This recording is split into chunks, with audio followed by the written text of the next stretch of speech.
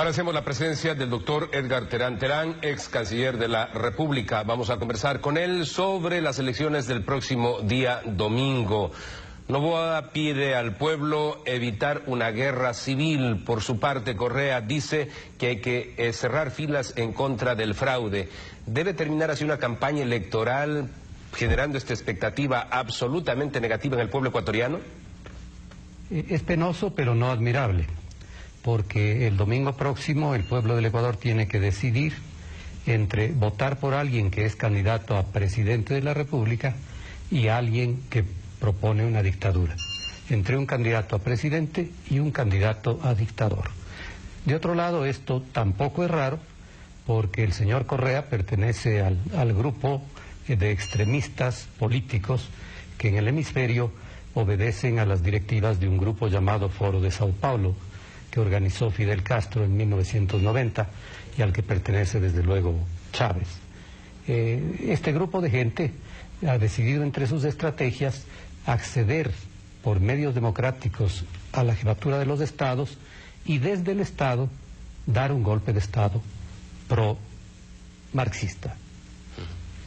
¿Qué vinculación tendría, por ejemplo, con grupos que estuvieron al margen de la ley, como Alfaro Vive Carajo? Vemos que ahí hay un señor, Edgar Frías, que participó de esa agrupación, que luego pues prácticamente fue extinguida por el gobierno del ingeniero León Febres Cordero, gobierno en el que usted participó también como canciller del país. El movimiento aquel, Alfaro Vive, fue circunstancial y efímero en el Ecuador, pero eso no quiere decir que no haya movimientos terroristas en América Latina.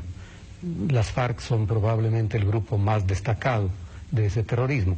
Y tampoco quiere decir que no pueda haber o generarse ese mismo tipo de grupos otra vez en el Ecuador. El castrochavismo favorece abiertamente a los grupos terroristas.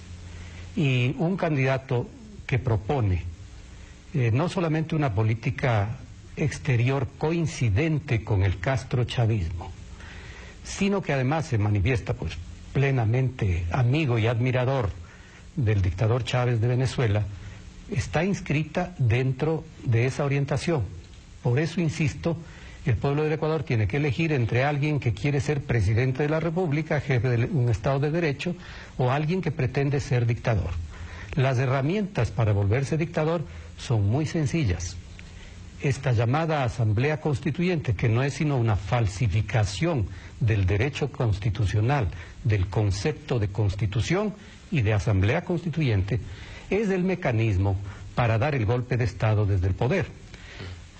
Estuvimos hace algunos meses atrás en Bolivia, tuvimos una entrevista con el presidente Evo Morales. Él hablaba de la constituyente como la posibilidad de la refundación de ese país. Luego volvimos a tener un diálogo hace muy pocos días en las Naciones Unidas. Fue intolerante, prácticamente me insultó por preguntarle de si estaba pues entrando al caos Bolivia. Había una reacción de varios departamentos de su país y si acaso estaba también su gobierno en peligro.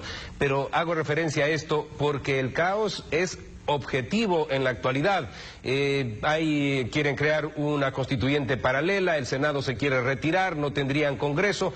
A eso han llegado con este planteamiento y concreción, si se quiere, de la constituyente en Bolivia. ¿Habría un símil? ¿Se podría reflejar lo de allá con lo que podría ocurrir en el Ecuador si se persiste en la constituyente? No cabe duda, son procedimientos absolutamente gemelos los que tiene en práctica el señor Morales en Bolivia, lo que practicó ya en Venezuela Chávez y lo que propone Correa acá. La intolerancia de la cual usted ha sido víctima no debe extrañarle, porque toda dictadura marxista es totalitaria, todo neoestalinismo es totalitario y no respeta los derechos de los ciudadanos y desde luego no los de la prensa. Pero quiero explicarle algo que constituye la prueba evidente del cordón umbilical entre todos estos extremismos, estos totalitarismos. Hay unos profesores españoles de la Universidad de Valencia que trabajan en el Ecuador con un proyecto con una de las universidades de Quito. El uno de apellidos Viciano Pastor y el otro de apellidos Martínez Dalmau. Estas personas escribieron el análisis jurídico del proyecto de constitución de Chávez, al menos del primero, para justificar la constitución totalitaria de Venezuela. Un día de noviembre del año 99 entregaron su análisis jurídico encargado por Chávez, pagado por Chávez, justificativo plenamente de la constitución totalitaria que tiene Venezuela. Y un poco tiempo después, los dos, Viciano Pastor y Martínez Dalmau, escribieron un libro totalmente justificativo ya del gobierno de Chávez. Ese libro lo he leído. Ahí se explica cómo se da el golpe de Estado desde la Asamblea. Lo primero es, la Asamblea se elige en una fórmula que permite llenarla de corifeos, de gente allegada a los extremistas. No partidos políticos, no, representatividad de los grupos allegados al dictador. Lo segundo es que la Asamblea se declara poder originario. Lo tercero es que la Asamblea interviene al Congreso. No lo cierran de entrada, lo interviene. Una comisión de la Asamblea entra a gobernar el Congreso y una comisión de la Asamblea entra a fiscalizar al Congreso. Las dos tenazas para anular al Congreso, aunque no les manden a su casa a los legisladores, que después lo hacen también. El siguiente paso es intervenir el Poder Judicial, nombrar nueva Corte Suprema, nombrar los jueces que les conviene. Naturalmente, en el Ecuador sería el sistema de fiscalías, de fiscales, que es tan poderoso, y luego entran, después de tener el poder completo, entran a intervenir cualquier órgano del Poder Ejecutivo, porque sostienen que la Asamblea puede abocar competencias sobre cualquier órgano del poder. Esto está escrito, esto no lo invento yo, esto está escrito desde el año 2000, pagado por la Asamblea Nacional Venezolana, por dos profesores españoles que están trabajando en el Ecuador, y no me cabe duda que muy cerca de Correa, en una universidad de Quito. Esos documentos que han servido, como usted señala, bajo el origen de Venezuela, para el manejo en Bolivia, ¿podrían también ser la base para instaurar esa constituyente aquí en el Ecuador? Desde luego, es exactamente el esquema ya preparado. El señor economista Correa, que es un hombre que tiene un título para ser profesor e investigador, y nada más, él no entiende de derecho. Es más, él desprecia profundamente el Estado de Derecho, la vigencia de la ley. En su formación no entra la ley, en sus maneras no entra el respeto a los demás.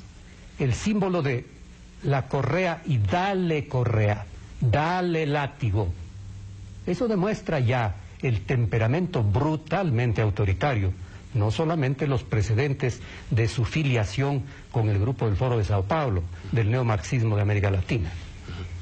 Grave sería que se instaure un gobierno de esas características, y razón tendría de decir de pronto el abogado Álvaro Noboa de que hay que evitar una guerra, porque eso es lo que está aconteciendo en Bolivia en estos momentos, enfrentados 6 departamentos de los 9 contra 3 que estarían con el presidente Evo Morales. Conocí muy profundamente el estatuto electoral de la constituyente, estuve allí por 2 ocasiones, realicé trabajos al respecto, he venido diciendo que es una aventura instaurar la constituyente. Lo dije antes de que haga crisis en Bolivia, y en la actualidad pues simplemente hay que leer los periódicos. Es un caos lo que acontece en ese país. Ahora quieren aprobar la constituyente apenas con la mitad de los votos más 1, no con las 2 terceras partes como sería lógico aprobar pues la Carta Magna. De tal manera que le agradezco, doctor, por haber hecho este análisis basado en argumentos, y además pues está denunciando la presencia de estos personajes que sabemos